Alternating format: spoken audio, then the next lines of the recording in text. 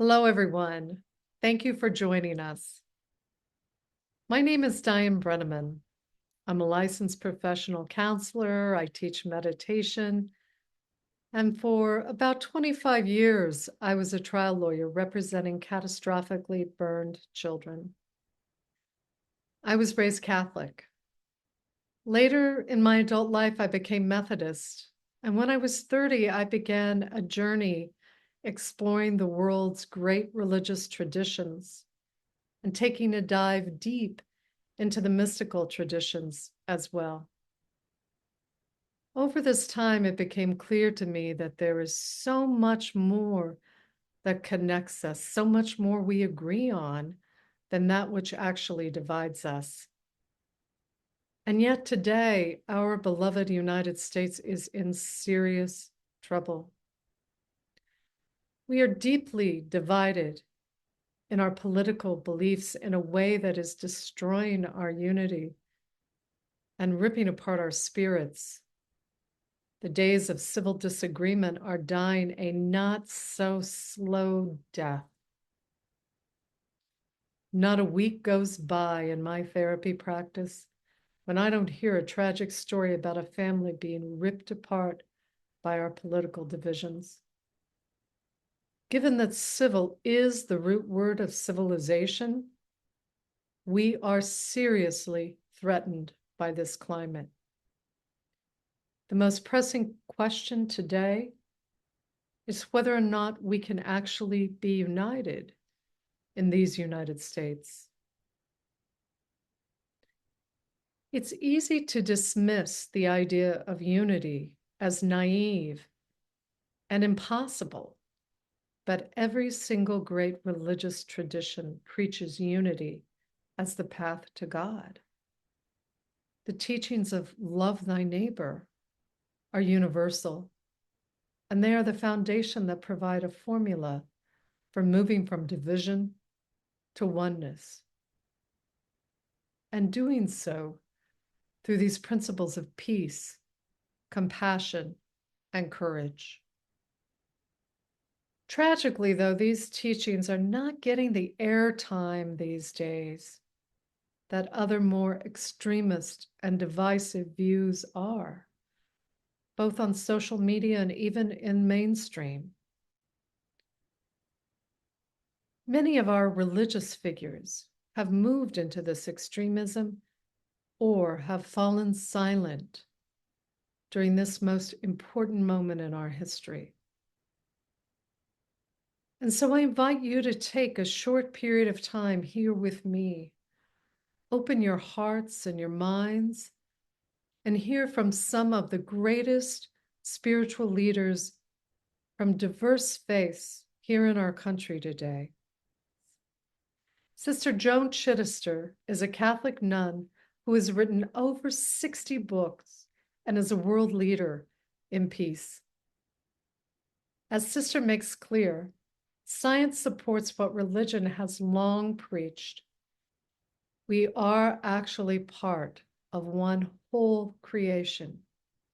And when we move to separation, we actually stand in opposition of the truth of our unity. Sister Chittister, when it comes to unity, you have written extensively about it. And one of your quotes is one of my favorites. I'd like to read it for us. God has made us and the stars out of the same material. There is no difference between spirit and flesh. We are simply stardust on our way back to the source of life. That's right. That is my deepest belief, and science confirms. There was a time when I was a small child, and they made fun of those who believe in a transcendent God. Not any longer. And then you remember, if you're Christian, you pick up a Bible, and over again, in 4 or 5 places, Jesus says, I am with you at all times. Yes. I am the kingdom of life in you. It's there. God is trying to get our attention.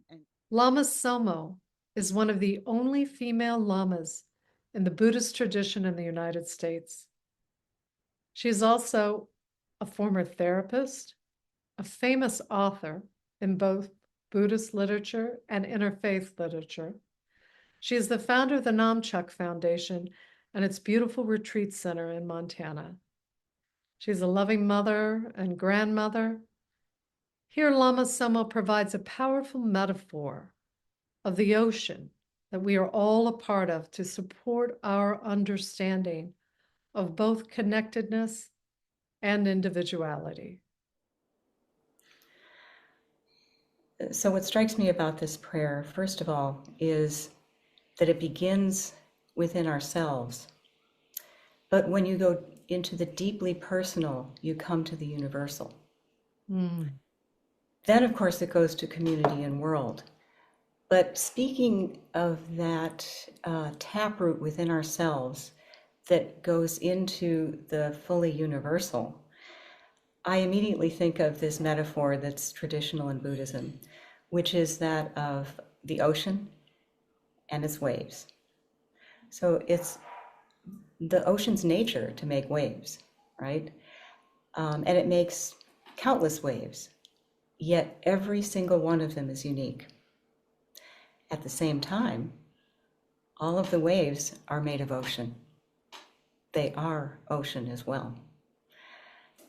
And so that metaphor has always spoken really deeply to me.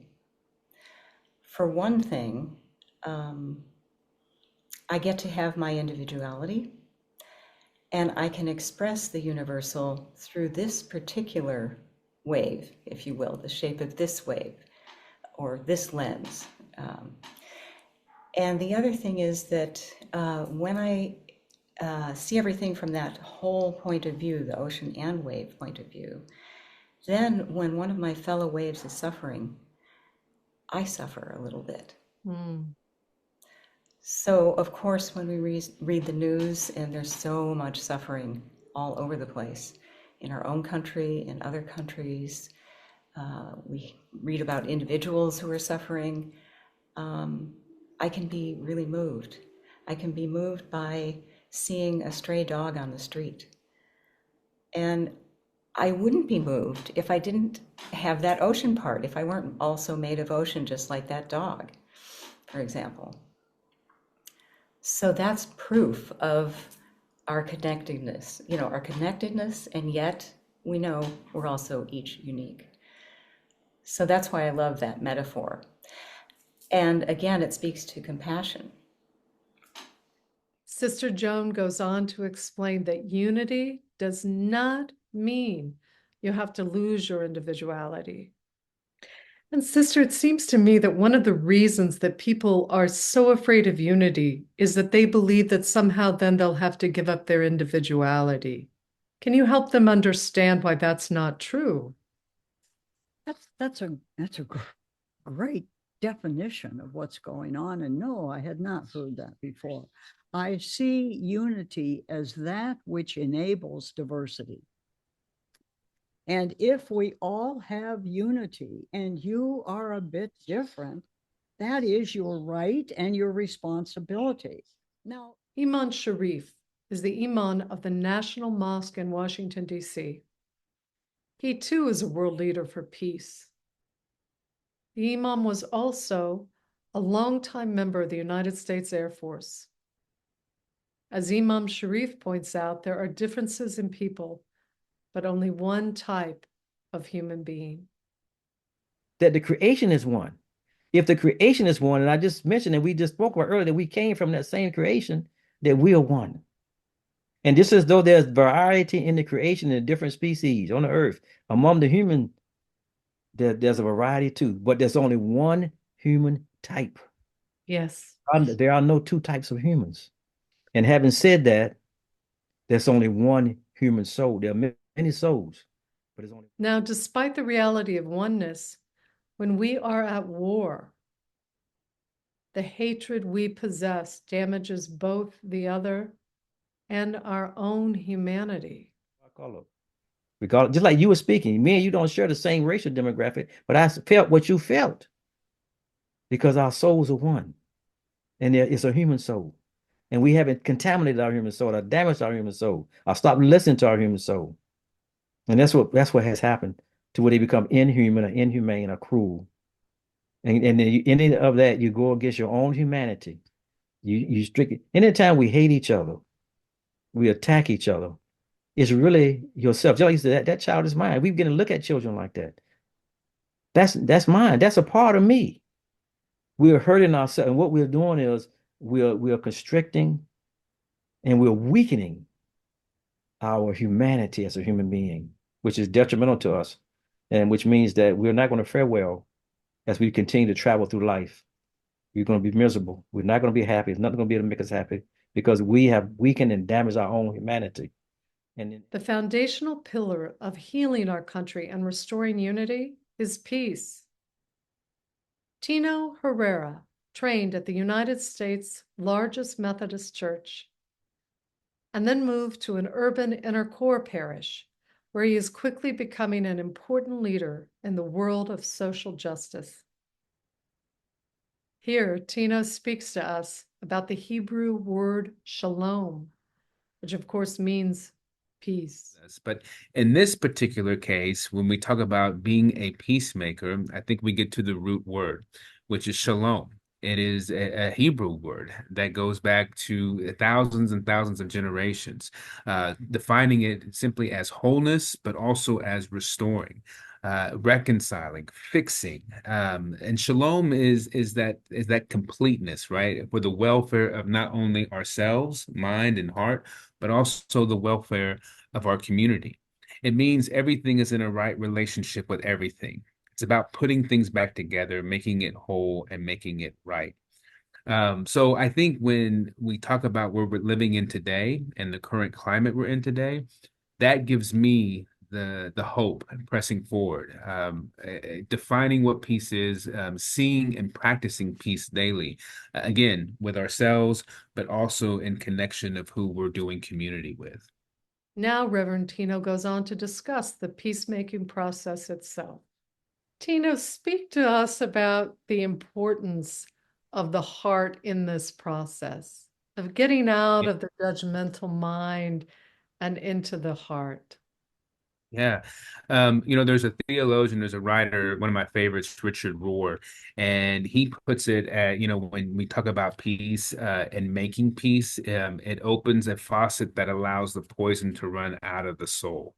And that's what's got to happen, right? We cannot make peace with poison within our soul. We can't make peace with revenge that's in our heart. We can't make peace if anger continues to dominate our emotions. And in a way, some of those emotions are valid. We should get angry. We should have that righteous anger. We should get disappointed. Something should compel us to go out and try to make peace. But I think where the struggle is not allowing those emotions to completely overtake us. We know who the peacemakers are, and we know the type of people who are conflict makers. Again, conflict makers harass, belittle, provoke. But peacemakers, again, we search for common ground.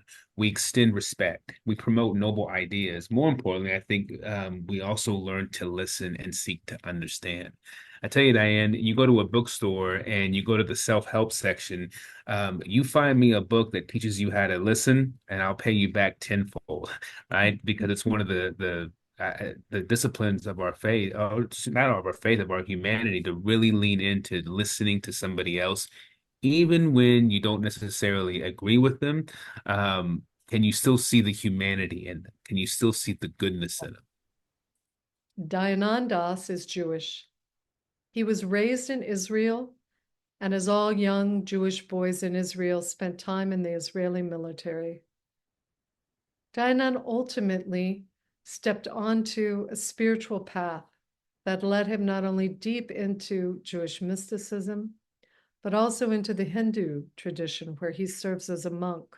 He is now a Maha Mandaleshwar, which is one of the most auspicious roles in the Hindu tradition. Today, Dayanand is a powerful teacher of both Jewish and Hindu mysticism. Here, Dayanand explains how the Hindu yoga and the Jewish shalom refer to peace and unity? The practice of yoga, the tradition of yoga, the meaning of yoga. If we go to the meaning of the word yoga, what we know today is a practice of disciplines of the body, etc. It's a whole tradition, which means union. Yoga means union. Okay. Yoga also means to move into that place of union with oneself, to become whole and complete. Which for me it's lovely to see, because I come from the Hebrew tradition and from the Hindu tradition, as you can see, as I dressed as a monk in a spiritual yogic tradition, and embrace and the wholeness of both of these traditions and many more. Also in the Hebrew tradition, the word shalom, which literally we can say peace, or shalom meaning I welcome you, and shalom also greeting when you leave. So there's many meaning into it. The root of the word shalom comes from the word shalem, which the word shalem meaning whole, to be whole. And it's in the essence of also that tradition, the Hebrew tradition, and the yoga, the unity and the wholeness is the essence of the yogic tradition, yes? So there must be something here for us. When we know peace, then it is possible to open our hearts to one another. Lama Tsomo speaks to this process of heart-opening compassion. So, Lama Tsomo, it seems to me that righteousness is this experience of the mind, and compassion is through the heart. Can you speak to that? Yeah. We usually have an idea in our minds that we're stuck on, and we can often let our thoughts drive our emotions. Now, we can also have emotions that just drive, Oh, yeah. But again, coming from the point of view of the whole ocean, where you can feel the humanity of the other person, and you can feel the commonality of our being full-fledged members, both of us, of the ocean, no matter who it is, Trump, Harris, whoever it is a wave in the ocean. And so that's the place to come from. And the way we find ourselves, to that place is through our hearts. And so compassion doesn't mean that we roll over or that we don't take action. It means that we do so with an open heart. Yes, and with love and acknowledging our commonality, even as we acknowledge our difference. Both can happen. Dayanand also helps us to understand the role of opening our hearts in compassion to ourselves and others, and the necessity of love and healing. Yeah. There is that beating of love. It is the essence. And in that love, there is softness, there is listening, there is acceptance, and love heals. Love heals. We can hear something, you're okay, nothing matter. We can hear it. There can be a thought or something, but when we feel the love, that I am accepted in all my challenges and mistakes and all that love brings healing. So in that love, there is understanding, together is compassion. Compassion is love with understanding. It's love, can you say is a verb, as an action? Yes. Lama Tsomo speaks of the necessity of compassion if we are to heal. Of course. We're all from the same source. We're really made of the same stuff. And yet we can also acknowledge and allow for each other's differences.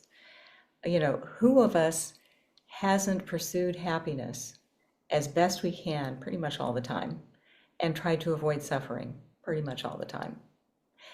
And who of us has done that unskillfully? All of us. Yeah.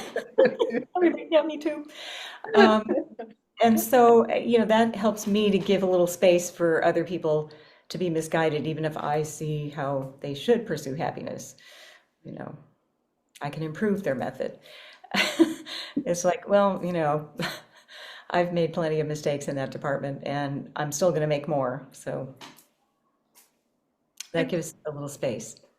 The truth is, it takes courage to open our hearts to ourselves, to our neighbors, and to the world.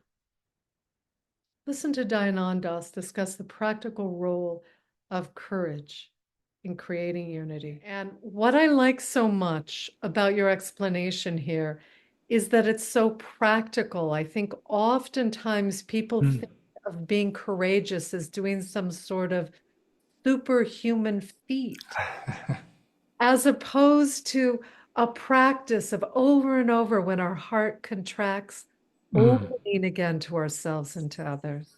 Yes, yes. And it comes to others because when we learn to take that moment to listen, to open, to be there with ourselves, the courage, that love, getting stronger and stronger, and then we can embrace others inside of that. And then we can become whole again, isn't it? We come back to shalem, whole, yoga, wholeness, peacefulness, yes? Yeah. In the courage to open myself to myself, for you to look at that part in yourself, embrace it back. And it's not just the challenges, it's also your dreams. How many of us have dreams inside of that, inspiration to do things, and we just shy it off? Oh, I cannot do, I don't have time, many million reasons, whoever told us what, okay? So there's a courage to look at that and accept that part and let it shine, come through of it, then we become whole again. Then there is a courage to look at someone else with those eyes and allow them, welcome them, wish for them to open and express their wholeness again. Yes, that takes courage, and it brings wholeness. We human beings are coming to a time where we must even need to be with each other, to open a hand. It comes in different ways. Sometimes it comes in challenges, in hurricanes, in storms, in floods we hear everywhere now. People reaching a hand. We need each other to find again that there is unique expression in each and one of us. That which is actually look like different is so unique. And then it becomes something that is most incredible than any phenomena in the whole creation. Yes. Yeah. It is our time for that. We can go around in circles and circles and circles. What will continue grow on the planet is the voice of unity, is the voice of embracing, is the voice of acceptance. It's the anointing within us, first in ourselves, in our family, in our community, in our nations, in our countries, and go on and on and on and on. There's no other way around it. It's just a matter of maybe a little bit more time, so be patient. But let us take actions. When we open our hearts to others, we suddenly can experience the connection of all humanity. Imam Shareff and I talk about how we learned this lesson through deep experiences with our children. My youngest daughter is adopted. Oh wow! So I know. okay, I can see why you said okay. I understand. So yes, And yeah, I'm wondering if you've had the experience that I had, yes. because I had a biological child, and then Mhm, my late husband and I traveled halfway around the world to mhm, a government office in China, mhm. and two women from an orphanage handed me a baby, and she Mm. was every bit Wow, as much my baby wow. as my Yes. biological daughter. And in that moment, I realized any Yes. child in the Yes. world could be mine. It was just a matter of my heart being open. Did you have that Thank experience, you. Imam? Thank you. Now, so I'm so glad you said that. Yes, I've had that. My wife and I both have had that. And I'll tell you what we did. This is what we did. After we adopted and that sense of what you're saying, we fostered 9 children after that. Oh, Not at the same time now, not at yeah. the same time, but we end up fostering from different ages, from babies on up to teenagers and those who get ready to graduate, because of what you just said. And that's how we should begin to see each other, Yes. as we really are part of each other. And we really are part of each other. We have the same origin, the same essence, and we all share this freedom space. It's freedom space that we're all in, and we're all under one roof. We're not on a different roof in the sky. We're all under that one roof. It can feel like there's nothing that we can do in these most turbulent times, but this is an illusion. It is a lie. The truth is, healing must begin on an individual level with each of us. Listen as Lama Tsomo explains from the Buddhist perspective how we can lower conflict with our families. Lama Tsomo, I'm a stress and trauma therapist. Mm-hmm. So not a week goes by that I don't hear someone come in with an experience of utter heartbreak within their family, Mm-hmm. where this political divide has caused so much separation and angst and anger. What practical advice would you have for those in our country who are suffering through that? Mm-hmm. I would start by saying, don't try to change them. Just like they shouldn't try to change you. Yeah.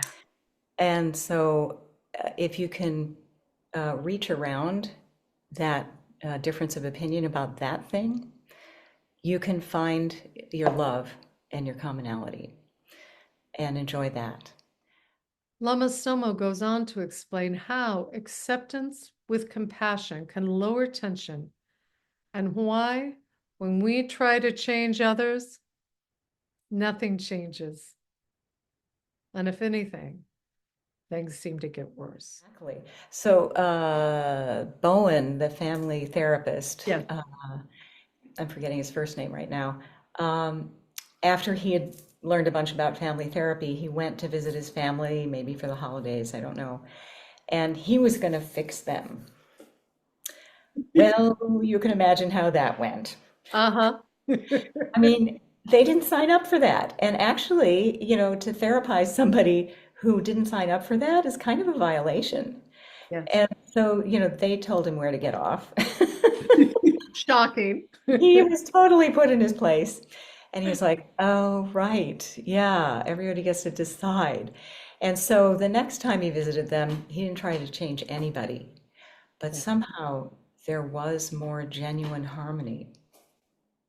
As Dayanand explains through the Jewish and Hindu perspective, the importance of each of us going within to cultivate peace and compassion is critical during this time. So Dayanand, what I'm hearing you say is that if I have the courage to be vulnerable with myself, to open myself, then the natural outgrowth of that is the ability to be in unity and open to others? Yes. Because you become in openness with yourself, create something, shift something in you, you're less judging yourself, more accepting, then you're less judging others and everything that happens around you. When we are in peace and in love, we don't care what happened around. It doesn't shake us so quickly, is it not? I mean, people look beautiful around us. The whole world shines and sings with us. Yes. Because we have to do that. We have to go through our own gateway inside of us. Then we can do it around us. It doesn't happen the other way around. Sister Joan also explains from the Christian perspective how we can begin to unite our human family by living our faith. So all of that you see is the undergrowth of what we say we want. We want human unity. Then we have to start where we are because half of our families are someplace else. So we want somebody at that end to care about your grandchild. And so that we can become a human family of Americans. That's what my heart hopes for. And that's what I think humility and unity are about. Me too, Joan. I loved in that same book, you talk about being in a meditation, Mm. and the one who's leading the meditation, you're watching Jesus do his great works. And then it stops, and Jesus turns to you and says, "And what will you do? Simply stand there looking on?" And what will we? So, in summary, what can we as individuals do? Well, the first thing we're all going to need to do is to remind ourselves that even in the darkest moments, there is always a point of light if we find the courage to see it and to feed it. This requires that we move from our judgmental minds into our compassionate hearts, that we find the courage to see our shared humanity, even in those brothers and sisters that we disagree with. And that we find the courage to continue to keep our hearts open as we take action to live into our faith of love thy neighbor and love thy enemy. It is only through peace, compassion, and courage that we may again live united in these United States. In closing, I wrote a prayer for unity. If you feel called to, I offer it to you and invite you to pray it with me. I'm going to be praying it every day. I hope you'll consider doing the same. During my interview with Lama Tsomo, I asked her to lead us in this prayer. Thank you so much for joining us.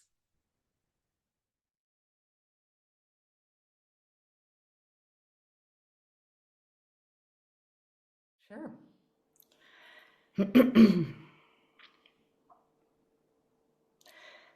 In this sacred moment, I open my heart to all aspects of my being. May my heart serve as a beacon of peace, compassion, and courage. May I see and experience the shared humanity of all human beings.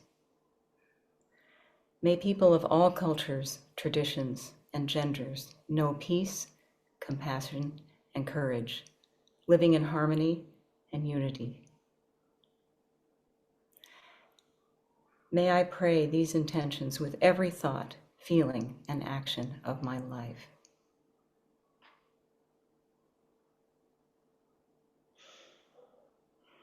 Thank you, Lama Tsomo.